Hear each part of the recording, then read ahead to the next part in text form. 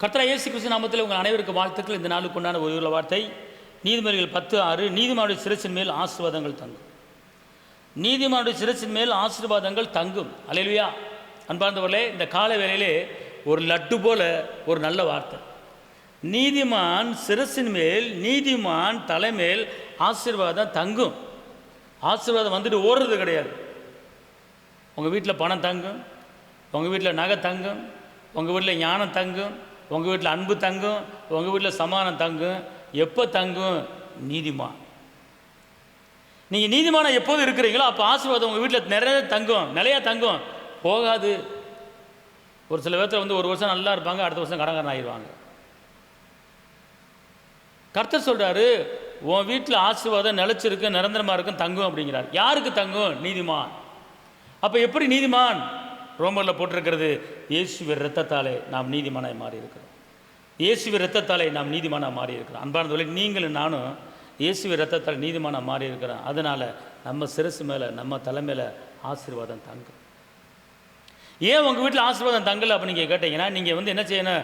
நான் இயேசுவின் இரத்தத்தால் நீதிமானாக மாறி இருக்கிறேன், அதனால் என் வீட்டில் ஆசீர்வாதம் தங்கும். நீங்கள் சொல்லுங்கள் பார்ப்போம்.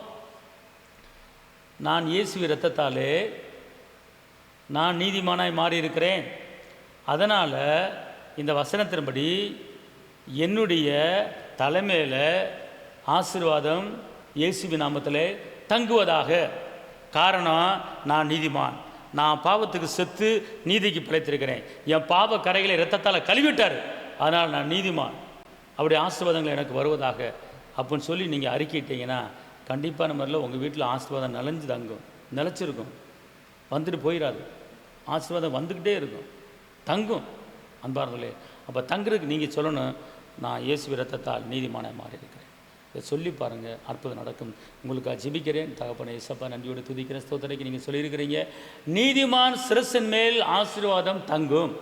இந்த வசனத்தின்படி இந்த வார்த்தையை கேட்குற யாரெல்லாம் நீதிமானாக இருக்கிறாங்களோ அவங்க வீட்டில் ஆசீர்வாதங்கள் தங்கணும், அவங்க வீட்டில் செழிப்பு தங்கணும், அவங்க வீட்டில் சுகம் தங்கணும், அவங்க வீட்டில் சமாதானம் தங்கணும், அவங்க வீட்டில் கிருபை தங்கணும். தகப்பனே, இந்த வார்த்தையை கேட்குற ஒவ்வொரு குடும்பத்தையும் ஆசீர்வதிங்க.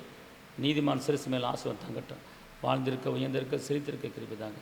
காத்துக்கொள்ளுங்க இயேசுவின் நாமத்தில் பிதாவே, ஆமென். கர்த்தர் உங்களை ஆசீர்வதிப்பார். ஹல்லேலூயா.